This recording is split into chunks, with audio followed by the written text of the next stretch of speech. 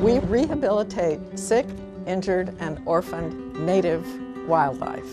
And that would mean any animal that's local to DC, such as squirrels, most kinds of birds, turtles, reptiles, amphibians, things like that. My background started as an architect, but I've always loved animals.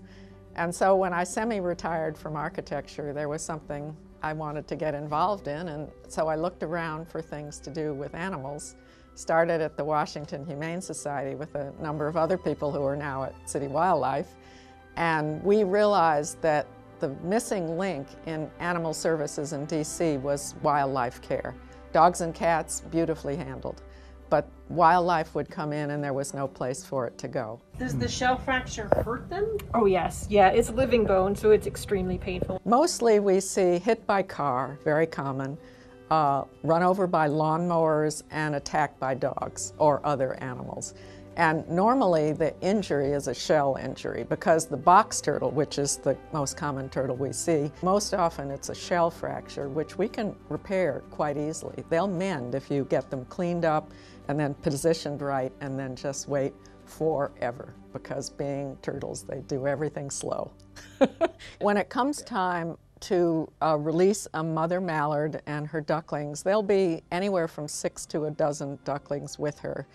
Often we're just walking them across streets and they go in and release themselves in what other water body we've brought them to. But on other times we have the mother in one carrier and the babies, the ducklings, in another carrier.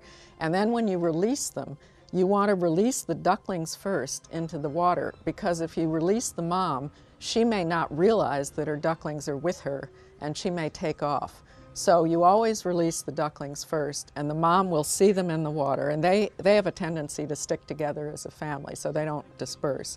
The mother will see them, she'll jump into the water, and then she will lead them off to wherever she wants to go in that water source. So if somebody says there's a mom, 10 ducklings, she's crossing Pennsylvania Avenue, we get people out there, and we will, she knows where she's going, so we don't actually lead her.